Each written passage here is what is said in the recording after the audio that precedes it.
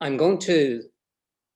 experience in Zoom, I've done a lot of Zoom teaching at this stage, is that it's better to be discursive. So I'm not going to spend a lot of time giving you quotations or various things from historical records. You can ask me about them afterwards if you think I'm completely chancing my arm here. But I think it's better to introduce the ideas and think our way through this topic than for me to try and read you a paper. And I want to start actually with a couple of anecdotes from my own life, which may or may not interest you, but I think might give you some sense of what I'm trying to get at here. So the first thing I wanted to tell you about is that for over 20 years, I've been teaching a course on religion in late medieval and early modern Ireland.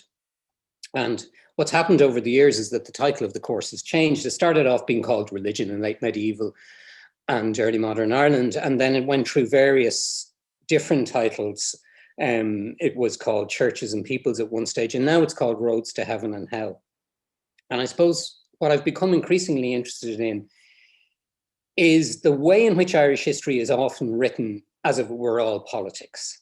And even the way in which the history of things that are not politics is written about as if it were politics. So people write about the church and they write about religion, and they write about religious faith as if bishops or ministers were members of a political party called the Presbyterian Church, the Methodist Church, the Catholic Church, and so on. And I'm bored by that, and I'm interested in what actually in this period happened to people when this massive event in European history took place. This event which traumatized so many people and also liberated so many people. And the other thing I want to tell you about is that I've become increasingly drawn to language because of the fact that I live in a bilingual household. And when you live in a household where two languages are spoken, there's a lot of code switching, there's a lot of different language strategies that people use, and the way people talk to each other. So in our house, the bilingualism works by some people speaking one language and some people speaking the other, and it's predicated on the fact that we both understand each language. But I only speak English in my household. So I don't speak the other language in my household. So my experience of the other language, which I understand, is predicated on my not speaking it. And there's a lot of people in early modern Ireland not speaking different languages. But my fundamental observation about languages and code switching and language acquisition is that languages aren't actors, okay? They're often treated as if they were actors. Languages are just agglomerations of speakers. And one of the things that really happens over time in language is all innovation comes from the speakers. And that's fundamental. So when we're thinking about language in early modern Ireland, I think we need to think about the speakers first. And I have a series of obituaries and extracts here from lives of different people who lived in this time. And what I want to draw your attention to is the languages that are being checked here. So Maurice Roche from Cork, his obituary for 1600 says he was a mild and comely man. Who wouldn't want to be a mild and comely man? Learned in the Latin, Irish and English languages. Nicholas Malby, 1584, a man no one liked, a man so horrible and violent in his ways that Queen Elizabeth stood him down as president of Connacht. He was a man learned in the languages and tongues of the islands of the west of Europe. Elizabeth Carey, who lived for a few years here in the 1620s, a writer and the wife of the Viceroy, she learned to read Irish there in an Irish Bible, but it being very hard and there were few books in it, she quickly lost what she had.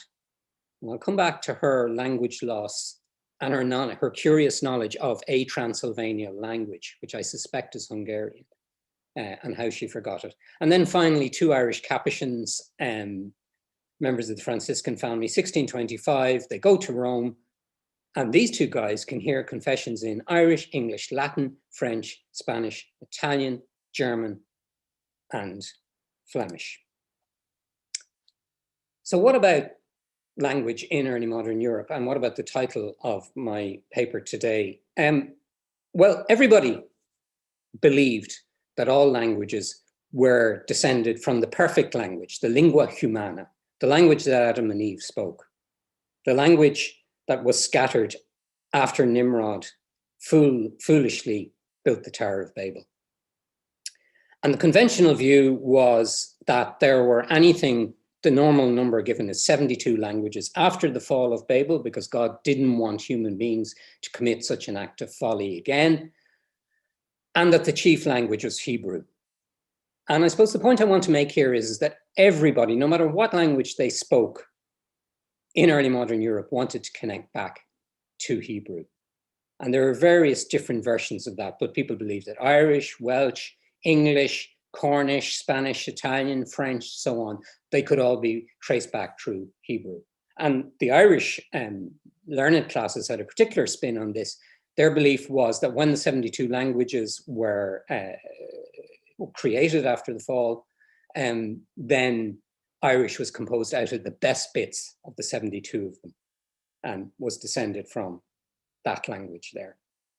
Okay, so what we have really is two things going on in language theory. The people in the early modern period were interested in and aware of. And I think they're very, very good ways of thinking with language in this period.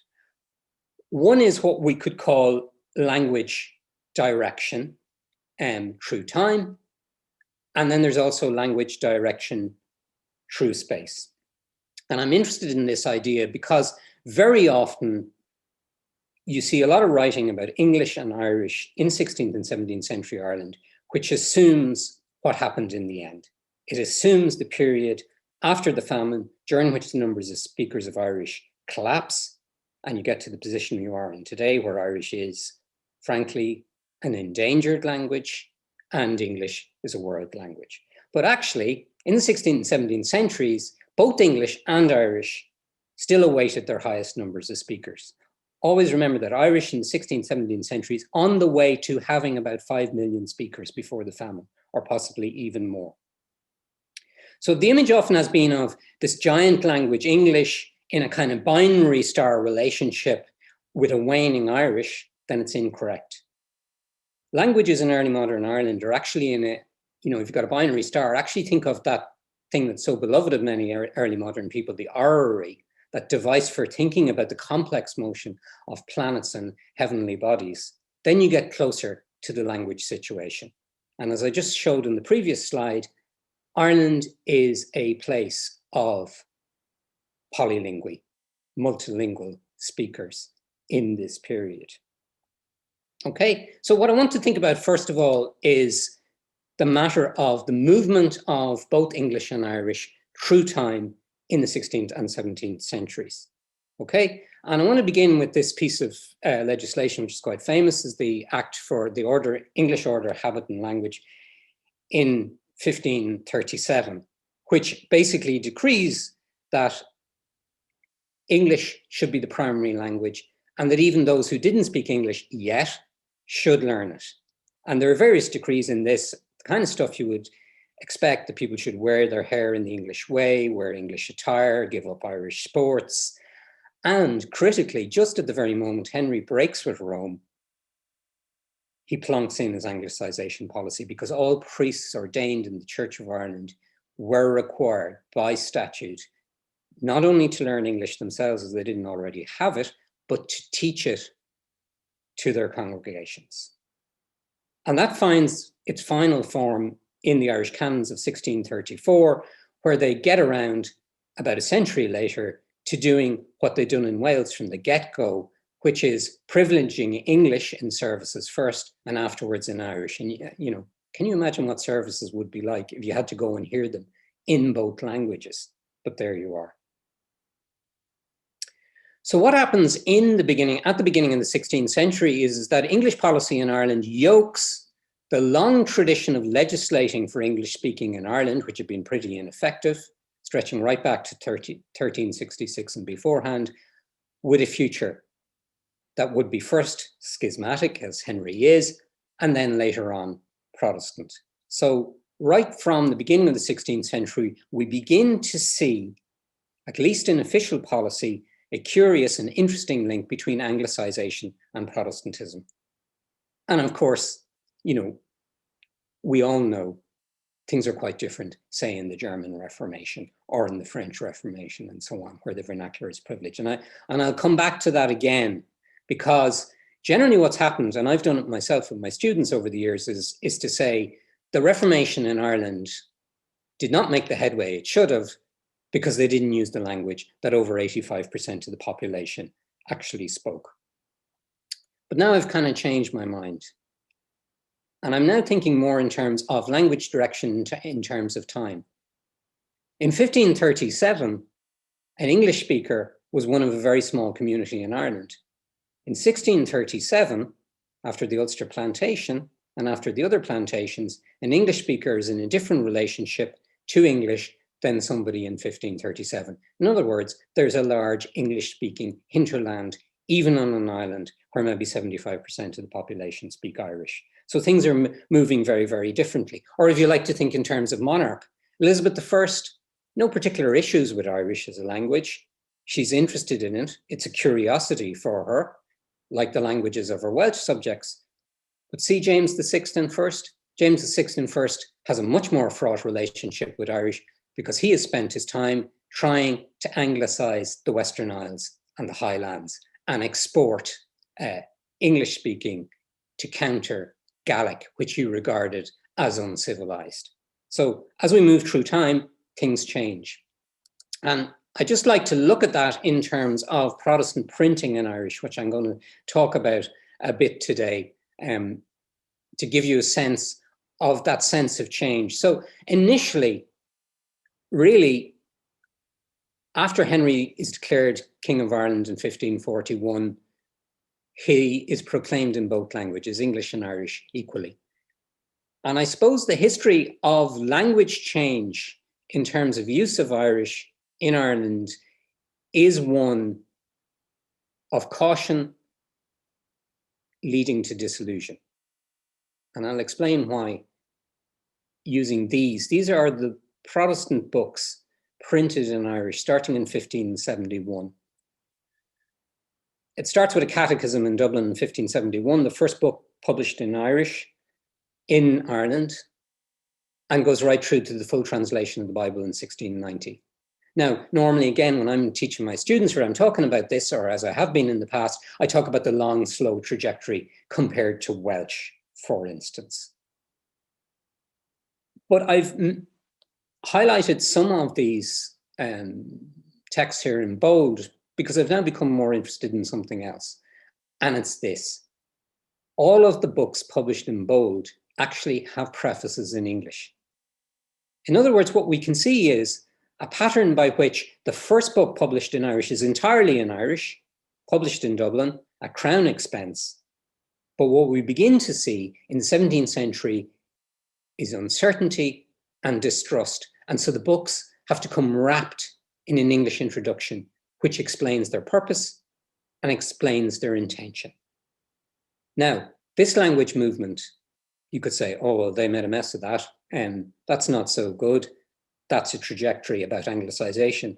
But what's interesting about this is that this trajectory is directly comparable to what happens in New Spain with Nahua, with the Mayan languages further south in South America, and indeed in New France with, in particular, the Huron language. In other words, that those who try to evangelize through these languages, whether they're Protestant or Catholic, usually go through a phase of early infatuation. Then when the evangelization proves to be more difficult, they become uncertain and disillusioned. And ultimately, they come to the conclusion that the less favored language, or the language that is not gaining them the adherence they wish for, is somehow pestiferous, is somehow infused with something maleficent. So in the New World, Catholic missionaries, both in New Spain and New France, come to the conclusion that there is a miasma of maleficence in the Amerindian languages. And what's very interesting is, if you look at this trajectory here in Church of Ireland publications, right slap bang in the middle of it, in 1615, the Church of Ireland becomes the first church in these islands to determine, as an official matter of doctrine, that the Pope is the Antichrist. So the kind of poison idea or maleficence idea in Ireland is about the anti-Christianity of Catholicism. And that comes in the middle of that effort. And the fact that the majority of Irish speakers are Catholic is not unrelated, as you can see. Now, so that's one thing that I've been thinking about, is just that movement through time. But the other thing I think that's important is actually to look at another set of movements through time. And that is if you compare Protestant printing in Irish and Catholic printing in Irish. Because after the initial burst of Protestant printing in Irish, we see a Catholic riposte and a whole slew of publications from 1611 onwards through to 1645 and on into the 1660s by Catholics. And a long gap here on the Protestant side, and indeed a movement of place as well. We look at the Protestant books, all published in Dublin, and the Catholic books, for obvious reasons, are not published in Ireland, but they actually move south. Louvain, Louvain, Brussels, Louvain, Louvain, Louvain, Rome, Rome. I want to come back to that idea and develop it a little further as we move through space here. So we can see a language movement through time, and attitudes changing through time on the part of both Protestants and Catholics, and I'll come back to that again, and also a movement through space. And one of the things that I noticed when I started to look at word choice, so I'm thinking here about language and word choice within these languages, is the degree to which space itself is remodeled in this period.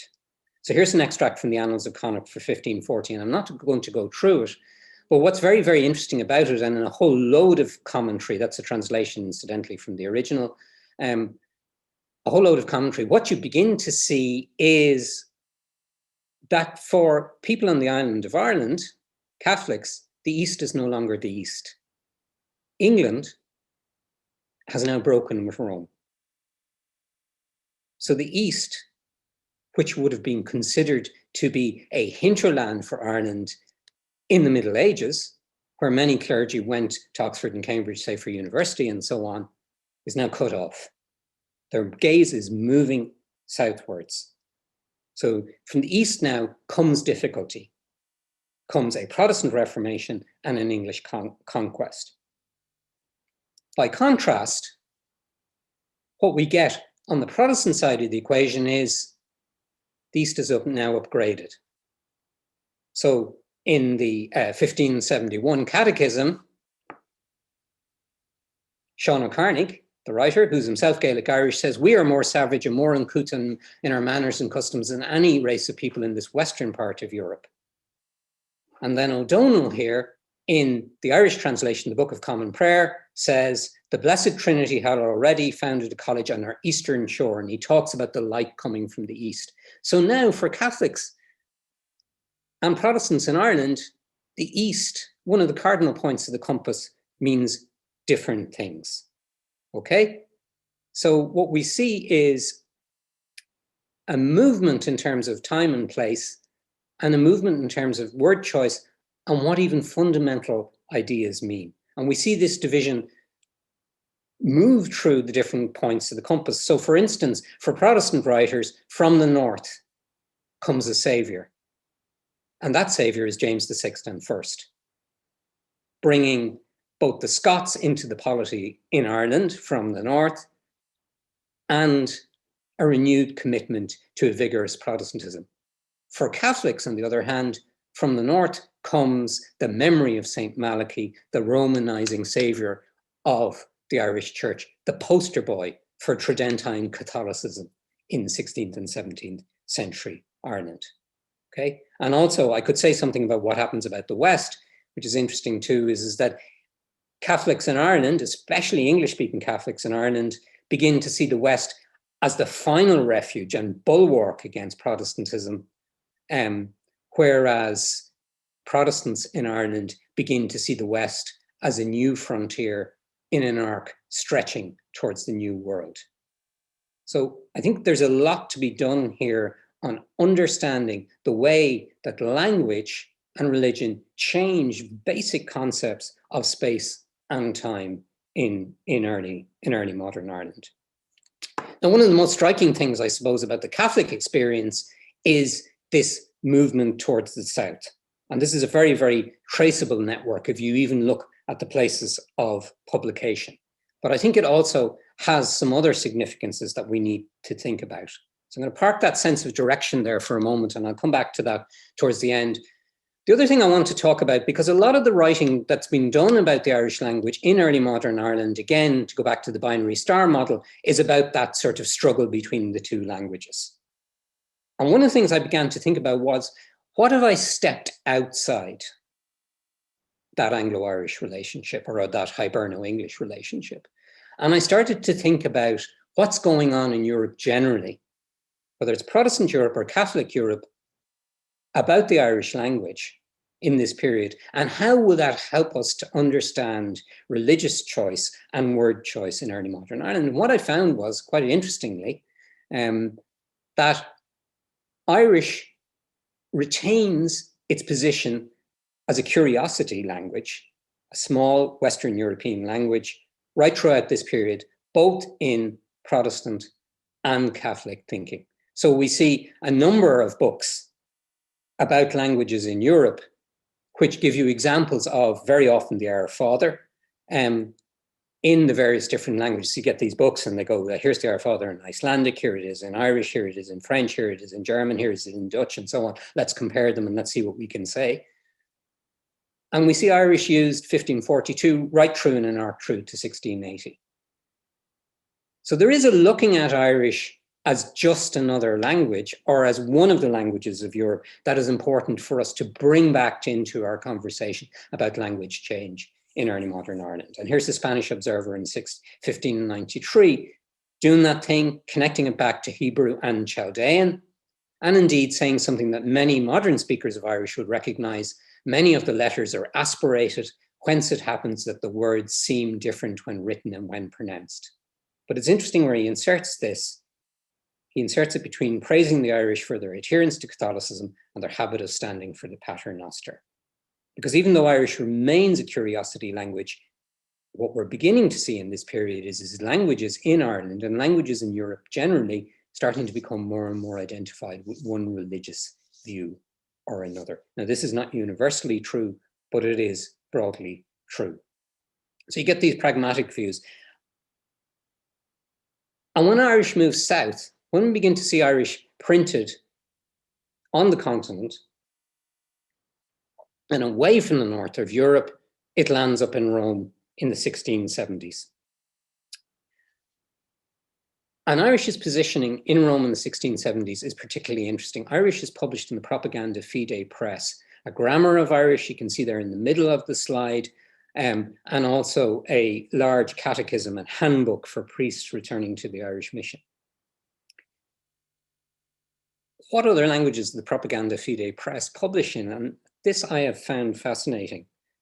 So the Propaganda Fide press, that is the press of the Vatican for the missions, publishes in Glagolithic in 1630, Cyrillic in 1630-31, Ethiopian in 1630, Persian in 1633, Arabic in 1639, Georgian in 1643, and the first attempts to get Irish published are in 1638, but they don't actually pull it off until 1676. In other words, what's happening here with Irish in this period is that the Catholic Church is deploying Irish as one of the very large quiver full of arrows of languages, which it uses to, as it were, vindicate its claim to have a universal mission. And that's a very, very different instantiation and incarnation of Irish than the one I think that we're used to thinking about, that struggle just between English and Irish in this period. This is Irish moving southwards and entering a kind of global frame. Now, another thing that people often say about Irish in this period is of course, and you will have noticed from before, is the manner in which it's printed. Based on insular scripts of the late Middle Ages, it makes Irish both more exotic and esoteric, it makes it more elite, and it makes it more expensive. Okay? And that again is the conventional view, and that's the one I promoted for years. But on rethinking, it strikes me we can actually start to think of that again as a mini-orrery in its own right, as moving in a number of different directions. So actually the decision to print Irish in the Sean Clo, in the old font, as Irish speakers call it, is, or the Clo Gaelic, is a decision that works in several levels. And I feel this is one of the things that has been missing from discourse about religion and word choice in early modern Ireland. On the one hand, for Irish speakers, for the learned classes who both read and wrote Irish, and of course in the early modern period, we must always distinguish between speakers and readers and writers in a particular tongue, it was an affirmation of their civility, of their claims to have the best language in the world, and all the rest of it. On the other hand, for those who consumed this text and couldn't read it, it was a form of exoticization. It was a form, for English speakers, of what we could call Occidentalism. On the other hand, so that's one possibility is affirmation. The other is exoticization. And there is a third as well, which again has been alluded to before, but bears more investigation, is the belief that in the early period, the Saxons had learned how to read and write in Ireland, and that the Saxon alphabet and British antiquarians of this period printed what they took to be Anglo-Saxon in this same font. So there's an antiquarian claim there around Irish that there's the very great possibility that Irish and languages spoken on the island of Britain have a common root as well. Now, the details of all these aren't so much important as the fact that when we break away from this binary relationship between English and Irish, suddenly a whole load of windows open up. Suddenly a whole lot of other different things are happening here. Now, I want to come now to discuss the question of how all this links up. I've given some wide trajectories about confessionalization and potentially sectarianization and so on. I want to discuss a little bit about how it links up with religious choice. And the first thing I want to say is that Ireland in the 16th and 17th century is full of people who translate from one language to another, but not always the languages that we think of.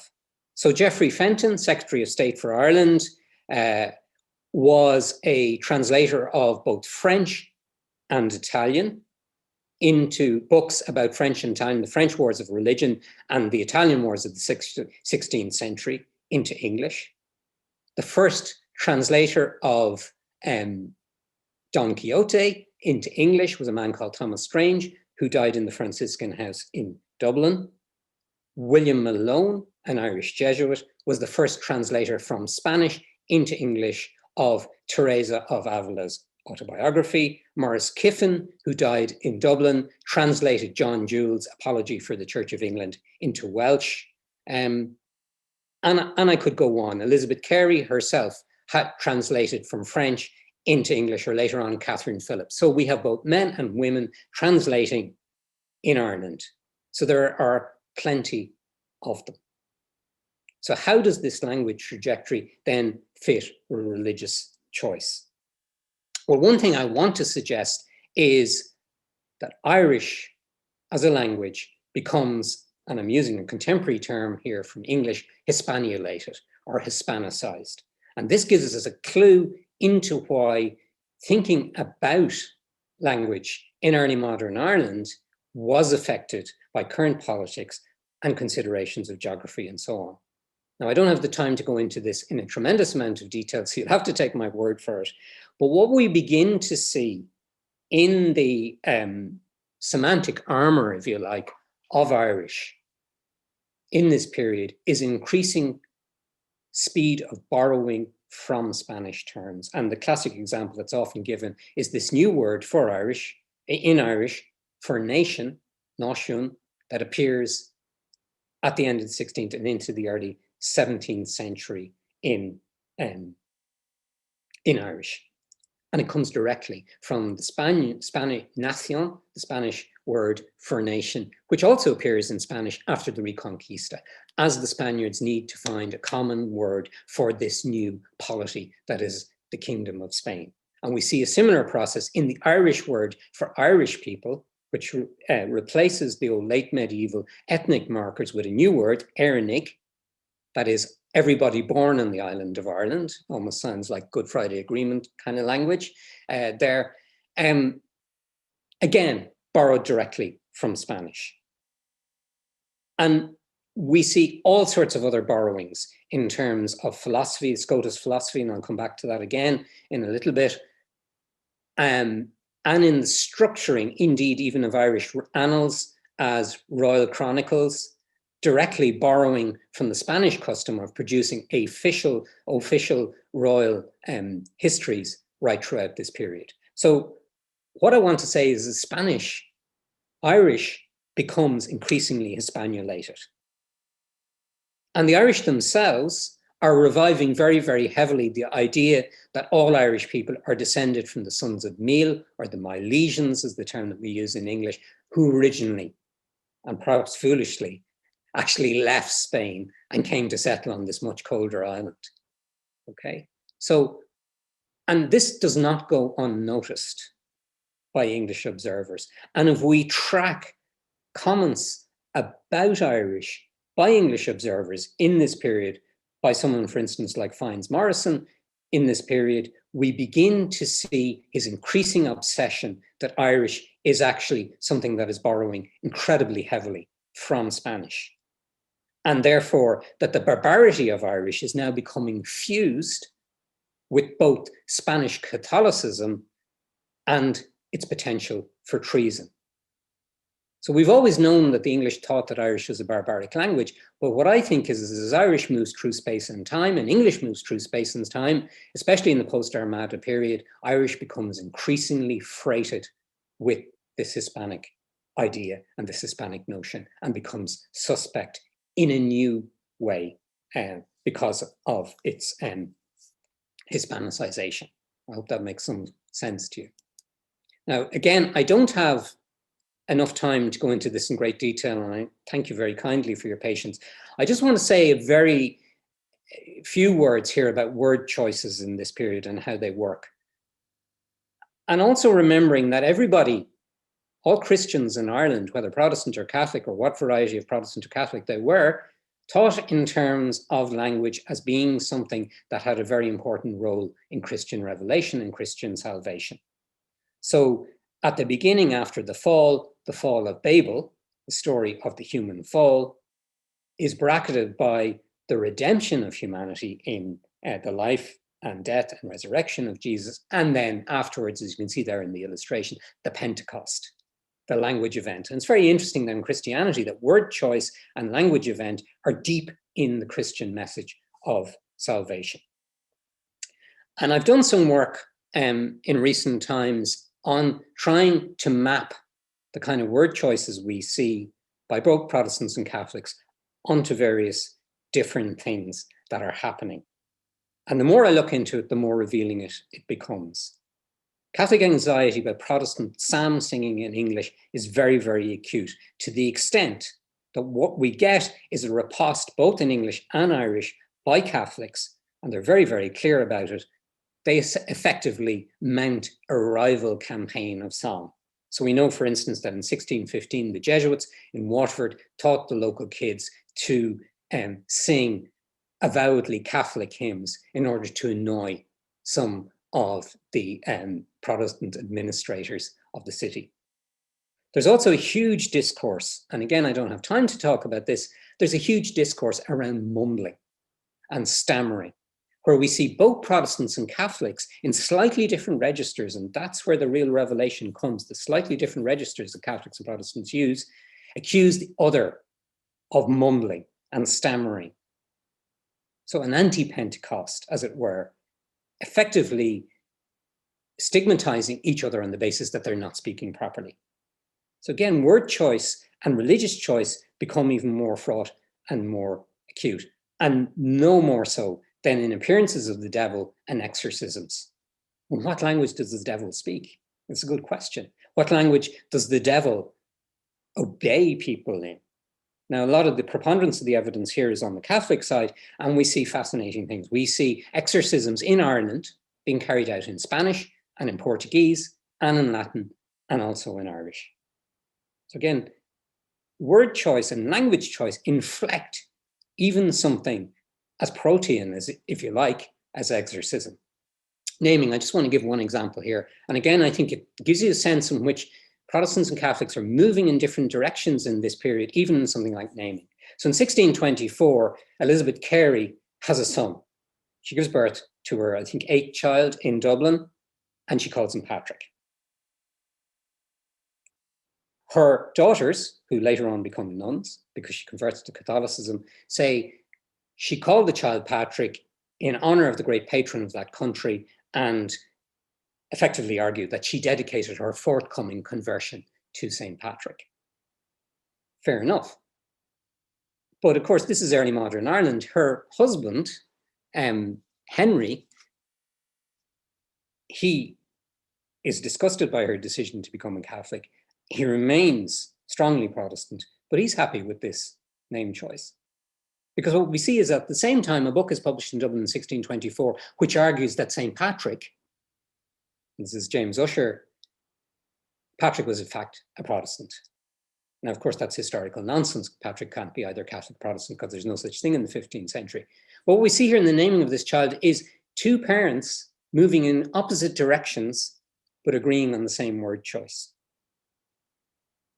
And again, when we look at word choice and we look at language and we look at religion, there is a tremendous amount of mudslinging and misunderstanding and niggling between Catholics and Protestants, especially, and a lot of my evidence here, of course, comes from clerics, and they're all men, about which of them has become more feminized, which religious choice is a greater threat to your masculinity. So we have Catholics constantly banging on about Protestant clergy being married and their infatuation and their subjugation to women. And then we have, in the opposite, an equal register in all of the languages spoken in early modern Ireland, English, Irish, and Latin, Catholic clergy pushing back, or Protestant clergy pushing back in the opposite direction, saying that the Catholic clergy are effectively feminized by their practices and partly by their celibacy as well. So I think there are many rich fields here to be tilled in this matter of word choice. And I just want to give one final example here of word choice, and that's the whole business of punning. Now, again, I don't have a huge amount of time to go into this, except to note here that punning and false etymology, and effectively they are the terrible twins, we find false etymology kind of in our post-OED age, something variously kind of less than sort of nice. And we find early modern punning boring, annoying, unclear. But the more you look into it, and the more you look at, say, one cluster of words, the Greek word skotos, which can mean dark, the old words for Ireland, Scotia and Scoti, we find a huge range of interpretation here, deployed in all sorts of different ways around these sets of words. And we find Catholics and Protestants using them in very, very different senses. And I think what's really, really striking here is that there's a whole lexical and intellectual world here in these word choices. And you can see some examples here of this kind of punning and word choosing that actually dominated major philosophical and major theological debates of the period. So the belief, for instance, among many Catholics that Duns Scotus, the philosopher, one of the most important philosophers and theologians of the arch-Catholic doctrine of the Immaculate Conception, was from County Down, based on the alleged pun of his name, Duns, that he was from Downpatrick. And they mount a huge edifice in this. So the punning is not just joking, as we see with John Derrick earlier on, punning Rory Og with Rory Rogue in English, but it could actually be deployed to make fundamental philosophical and theological points. Now, I don't have the time to go into that sort of close reading of all this, but two things, and I deliberately confine myself here to texts that I've been working with for years. And I often use two opposing texts with my students. A poem written in 1577 by a Franciscan, a very famous poem, castigating the Archbishop of Cashel, who was a Franciscan who'd become Protestant. And then John Derrick's very famous image of Ireland, which you may have seen. But what I discovered when I went into it, and you can ask me about this again later, is both of these texts, neither will have read the other, produced in around the same time as each other, all deploy English, Irish, and Latin in the same way to achieve very different ends. For O'Neill Duffy, his English, Irish, and Latin is deployed to show that the English are usurpers, that Protestantism is false, and John Derrick does the opposite. So what we're seeing here is when we burrow into the language, even where there appears to be convergence between English, Irish, Protestant, Catholic, settlers, natives, newcomers, and so on, even where there appears to be convergence, there is often a very, very serious divergence. And a lot of it is based on using the same lexical tricks. Now, for years, people have been complaining that we don't have the evidence because of what happened in 1922 and all the rest in terms of documents being destroyed. It strikes me that we need to read this evidence more finely and more carefully, because actually in there, in the word choice itself, there is a huge clue to what's going on. And again, you could say the same about the word chains and clusters. One thing I noticed is, and I've been reading these documents for 20 or 30 years, the same phrases keep coming up again and again. English Christian, Irish Papist, the Latinism used widely among Catholics, that they don't use the term Protestant, they don't use the term Reformation, they use the term Anglo-hereticy, English heretics, they use the term heretic. And when Catholics use the term Reformation, they actually use it as a technical term for reform inside the Catholic Church itself. So we see a whole series, and there are so many of them: the English order, habit, and language, the phrase that keeps reappearing, where there is no gospel, there are no true hearts to the prince. This phrase keeps appearing again and again and again, and can't quite get back to the root of it. What we're seeing is a whole series of chains and clusters: friars, Jesuits, and seminary priests, juggling Jesuits, pretended Pope. And again and again and again, I think if we start to map those, and these occur in all of these languages, in Irish, in English, and in Latin, we would begin to actually get into the fine grain of the increasing sectarianization and the increasing religious tension of early modern Ireland. So now, to wrap up, one of the other exciting things I think we can do here with studying word choice and with studying language, and I'm sorry for this breakneck tour, I'm bringing you through an awful lot of stuff I've been thinking about for a long time, so apologies if it's all zooming along a bit too fast. We can begin to burrow into voices that have not been heard for a long time. I've already given you a sense of how that works with Irish-speaking Protestants and what they have to say and their examination of themselves and their lives. But we can also do the same with a group of people that we don't think about very much in terms of their intimate religious lives. We always think of them as political actors, and that is the Old English. The English-speaking population in Ireland that remains Catholic, even to the point that it effectively destabilizes their power base and consigns them to the, as it were, bin of forgetfulness. But because these are a very interesting group of people who find themselves, in terms of word choice and language, constantly harking back. So one of the first Old English voices we hear talks about English in Ireland as being the English of Chaucer, as opposed to the degenerate English in England. Isn't that an interesting concept? And they're a group of people who look back and begin to identify with the Irish saints mentioned here. But at the same time, most of the stuff they're reading is in English and designed for English Catholics in England. So there's a kind of dissonance in the material that they're reading, which deserves further explanation. I'll just give you one micro example. If you look at a list of saints done, translated from the Latin into both English and Irish in the 1630s, for the English speakers, when it comes to the Japanese martyrs of Nagasaki in 1595, it just says the Japanese martyrs of Nagasaki, 1595, pray for us. The Irish gives you the names of all 15 of those Japanese martyrs. So if you're a Gaelic-speaking Irish Catholic and an English-speaking English Catholic, when you think about what happened in Japan in 1595, the massacre of Christians under the shogunate, you have two very different experiences. And that is just one example of the kind of thing we can do.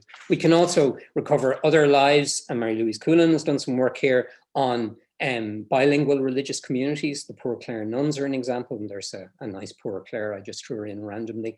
And then also to kind of draw back to my original idea, one of the very few literary productions in English that finds its way into print, clearly from an Old English milieu, this song, the Divine Ditty, which was to be sung on St. Patrick's Day by English-speaking Irish Catholics, the tune of the Fair Lavinian Shore, actually traces what they call the Crimson Cross from the Holy Land, the original cross, all the way to St. Patrick's Saltire via George's Cross, and argues that really what's going on in Ireland is that the English-speaking Catholics of Ireland are the ultimate faithful Catholics, because they have taken George's Cross and made it their own, whereas the English of England have deserted the true Catholic faith.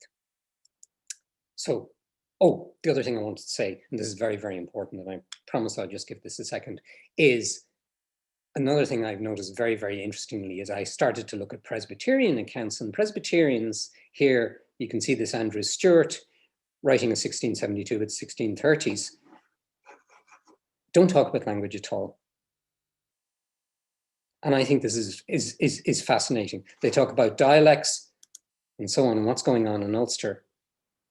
Because Presbyterian theology itself and the Scottish experience, and as you all know, most Presbyterians in Ireland in this period are Scots, is all about a process of continuous translation, because the Scottish Church, of course, uses standard English in a lot of its official documentation, uses Scots and Gaelic, depending on where you are in Scotland, and as Jane Dawson said years ago, is in a state of dynamic translation. They are not sweated about what language you use.